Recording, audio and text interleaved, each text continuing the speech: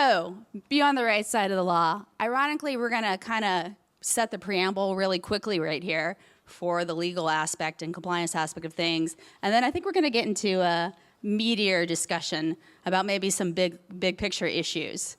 So just to kind of set the stage before I let my panelists get to it, right now, when it comes to AI, we're obviously in a big period of both new things and transitions on a lot of fronts.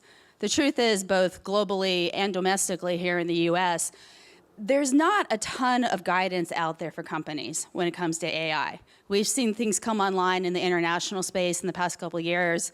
Obviously, the big piece of comprehensive regulation legislation that we've seen is what the EU has done, and there are some other examples globally, but there truly is not a ton out there. So turning globally very quickly to domestically and what I'm seeing from my vantage point, do I think we are looking at a Congress or an administration that in the next couple of years is looking to duplicate what the EU has done? I think that's pretty unlikely. I think that we have an administration, as we've seen over the past couple of weeks, is very, very interested in American innovation, or dominance, as they would like to say, in AI. They very much like to see the development and growth in it, but they're not really probably super interested in the regulation part of it. Congress, you do see some bills. There's a lot of legislation floating out there. From my experience, I don't see a lot of it moving in the next couple of years. I think this is a Congress that has other priorities. We are seeing some movement from the Copyright Office. For those who are interested in the minutia of it, the Copyright Office just released a very extensive report on the intersection of AI and copyrightability. It gives you a lot of insight into where they're going on that and how they're thinking about those issues. On the state level, there are currently over 300 pieces of legislation introduced that include the term artificial intelligence.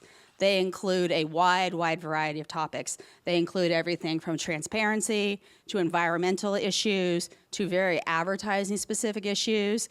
But other than that, they truly run the gamut of what they want to cover. Some of them will pass, the majority will not. That's the truth of all legislation introduced at the state level. Thousands of bills introduced every year, very few of them pass. That's not really specific to AI, it's just the nature of the process. So with that kind of overview, I think it would probably be fair to say that given the dearth of the actual guidance that we're likely to see in this country, and given the really large issues that companies are thinking about when they think about what compliance means, there's a lot out there. So what my panelists and I would really like to talk to and really like to dive in was there's an aspect of creating your own guardrails going into the next couple of years about how you think about these issues. So I want to start with Dustin. And what I would specifically want to start with Dustin is kind of in the absence of guidance and lack of clarity, whether from courts or other parties, how do we think about AI in terms of consumer expectations? Yeah, I mean, and just to kind of follow up with what you just said, I think raise your hands if you grew tired and weary of talking about third-party cookies going away, right? It's like we all dealt with that for 5 years, and we saw kind of what happened, starting in Europe with GDPR, moving over in California, followed suit with CCPA. We're seeing the same thing kind of happen with AI on top of that, right?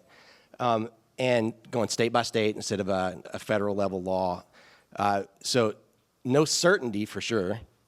I would even argue clarity is like not necessarily there yet. So what do we do in the place of that? And I think that's what we're passionate about in being able to talk in places like this about what if we took our marketer hat off for a second and just we were all human. How do we want to be treated? What would we expect use of our data to look like? What's a better future for us in our humanity? Because when we're talking about AI, we're not just talking about marketing. We're talking about healthcare. We're talking about all these different things that can make use of our data in really incredible ways, like potentially solving cancer, right? But the main thing is that in order for that to happen, we kind of have to move away, in essence, from a kind of a manipulative mindset and control of data, trying to guide our paths to more of a participatory mindset where maybe humans, people like us, have control, and we get to say and participate in certain groundbreaking things with our data, or participate in even marketing. What products am I interested in? Who will I consent to allow to have access to my data because I'm in market for a certain thing? So I think in place of like even clarity, it goes back to motive. Whoever controls the data, what is their motive? Are they good motives, or are they, motives just to make money? Because I think as a brand, like your brand voice and how you're going to leverage these technologies, it's ultimately going to come back to, if your chatbot's lying to your customers because you're using some AI that's using bad data, then it doesn't matter how good your product is, your reputation is going to suffer. So I guess I'll a lot there. Sorry. So before Jason answers, I'm going to ask controversial. I don't think I'd be out of line to say there are certain aspects, and we talked about privacy, that from the initial stages, and it's not just our industry, to be very fair, it's many industries. Maybe we don't have the best track record on self-policing, on privacy, or other issues. So, Jason, and I know you'll have a good answer, self-policing in the absence of actual compliance and regulatory and legislative guardrails, where could it go right and where could it go wrong? There's a lot to unpack in the next 13 minutes in this panel. I think to answer that question, I think we kind of have to build on what Dustin was saying. So you have to think of our data. We think of our data as our digital DNA. We have a copy of ourselves, everything that we do, all of our actions, every interaction that we have, and we've somehow consented or opted in to this thing being held or captured, but we don't control it, right? And that's the point that Dustin was making. And in terms of self-regulation, whether we're an agency or we're an individual, we have to govern and control this as much as we can. We have to understand that. And so, to the point that Alison was making, what are the risks? I think we have to think back in time a little bit, right? 12 years ago, there was an issue at Target where a man found out that his teenage daughter was going to have a baby, right? And he figured that out because an algorithm in terms of the direct marketing that was going to his house, his daughter was buying, unscented lotions and buying prenatal vitamins, and she hadn't shared that information yet. And so that's what happened there, right? And now, fast forward to 2025, and we live in a post-Roe v. Wade world. And recently, a woman was arrested on felony charges in Nebraska because Meta decided to share her chats with her daughter that her daughter was going to go have an abortion. And she didn't consent or opt in to that information, right?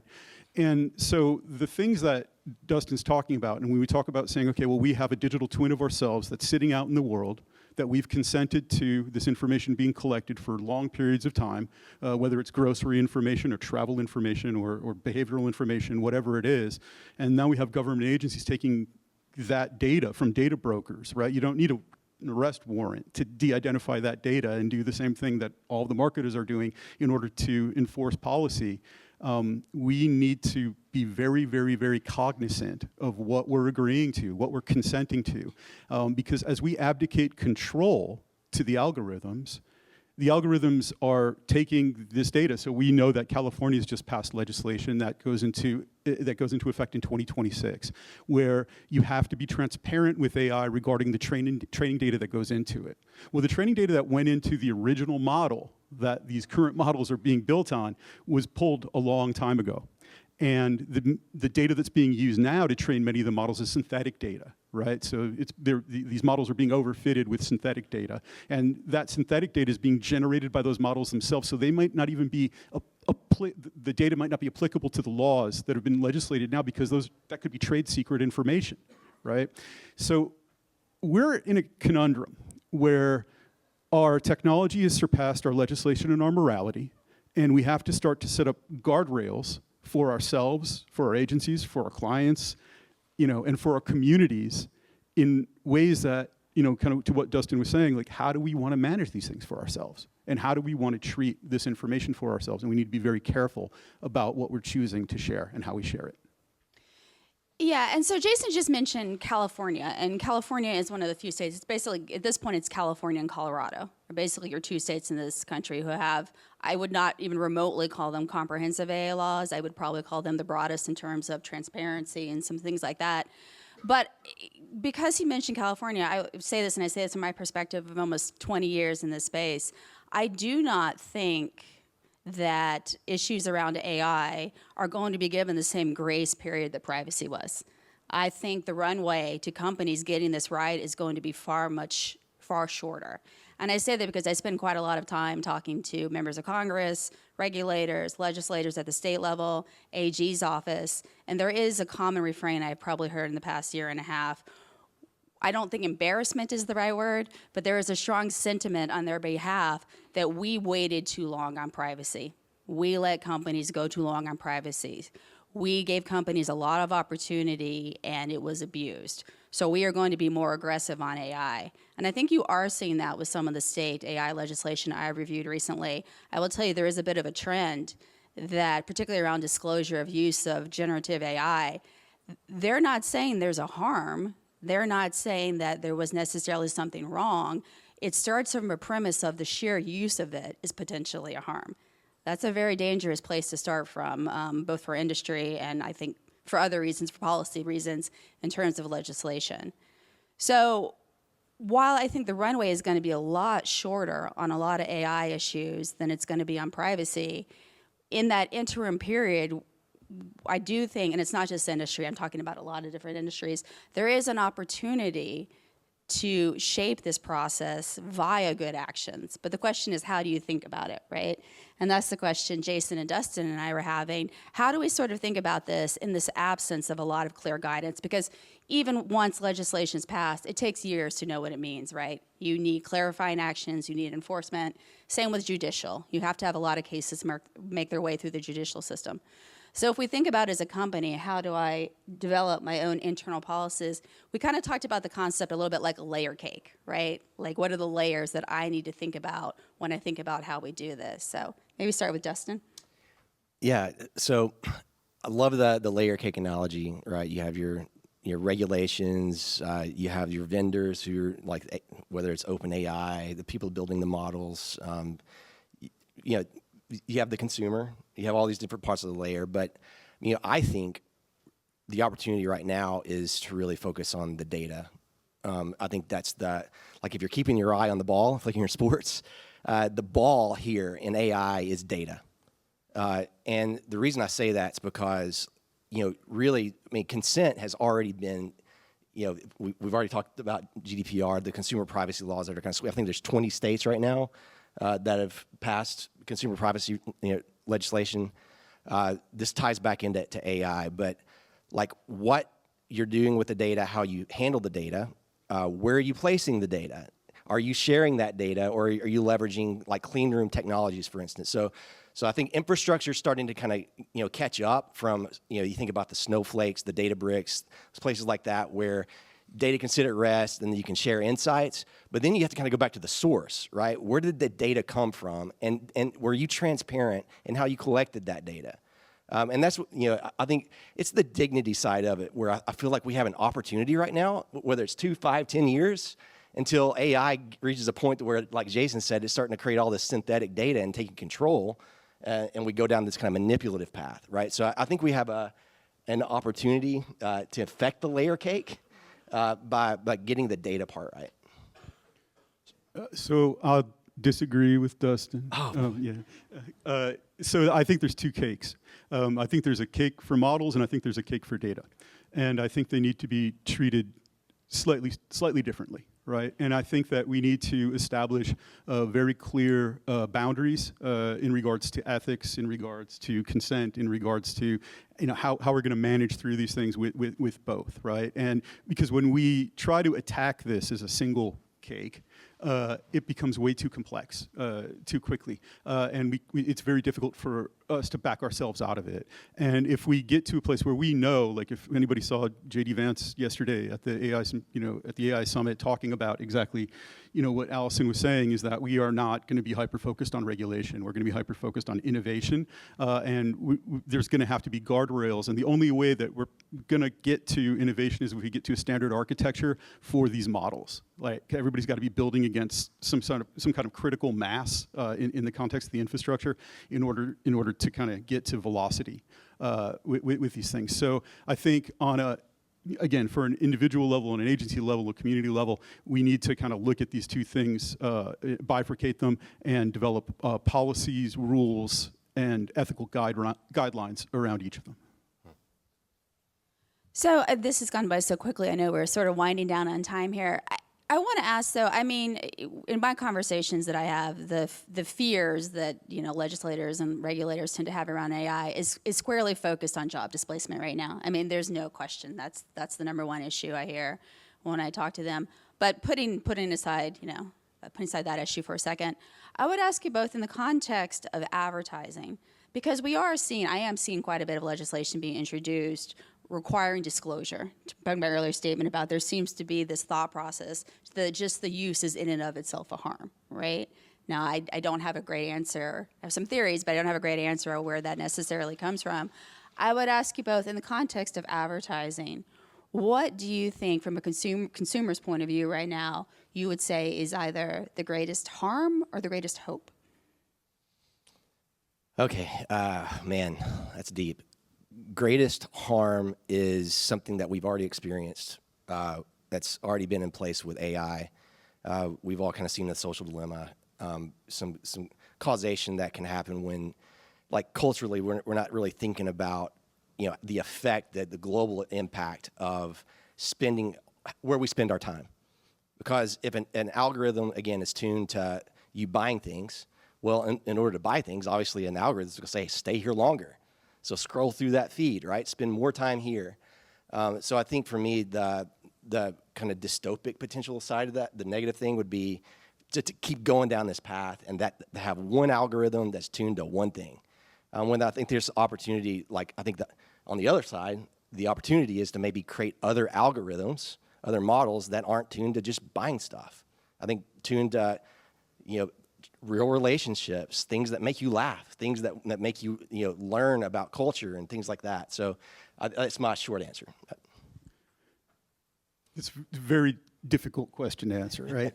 But I think there's maybe a couple ways that I see hope, through this. One is that data stops becoming a commodity, right? The minute we decommoditize it, if we create open access to all information at any given time, well, then there's no value to it, right? And so that kind of solves a lot of these issues for us quickly. Do I think that's going to happen? Probably not, right? But that certainly is a solution, and with all the data breaches that we're seeing and trust and all the other things that go along with it, it's possible that we may find ourselves there. The other part of it is, and we talked about this earlier today in some of the other presentations, is that knowledge is becoming devalued as well, right? And so creativity, right, curiosity, those sorts of things, human characteristics, human behaviors are becoming elevated. And I think that we will see more and more roles like philosophers and physicists taking kind of more of a center stage in the work that we're doing. And we're doing as an industry in the context of advertising. People that we haven't seen exist in these spaces before will now be here. And so we're at a transformational point in terms of what we do for a living. And I think it's going to be very interesting times. Believe it or not, those were the softball questions. So no, I promise those weren't the softball questions. I feel like we've covered, I know I've only got 1 minute left here, but I feel like hopefully we've kind of covered at a high level. Just want to sort of recap so there's some, concentrated takeaways from this. I mean, a couple observations. I do think personally you're going to see, maybe not this year, but you are eventually going to see less runway from a regulatory legislative point of view on a lot of AI issues. I don't think it's going to be the same runway that you saw with privacy. I will say I do think for the next 4 years at least, you're going to see probably more international movement than you're necessarily going to see at the federal level. One issue that we didn't talk about, and it's a little bit backtracking because I'm about to go a little bit more granular where I think we just went a little bit more high level because I know it's an issue that I've heard agencies bring up before, is the issue around copyright, right? Like copyright, it's very important to what we do and how we think about things. Copyright is mostly a federal issue in this country. There is some state level regulation of copyright, but very little. It is very much a federal issue in this country. And I will say the U.S. Copyright Office has gotten out to a bit of a slow start. Maybe I'm being generous, but has gotten out to a bit of a slow start on this issue, but they are starting to accelerate. And if you are interested and want to make sure you keep very up to date on how the Copyright Office is thinking about this, the Copyright Office has their own internal appeals process where they're going through these issues right now, and they release their opinions on a pretty regular basis, and it will give you a very, very granular insight into how the Copyright Office is thinking about the juxtaposition of AI and what is copyrightable. So if that's something that you're looking at or interested in on behalf of your agency, that is a great resource to follow what the Copyright Office is doing during their appeals process. Thank you, guys.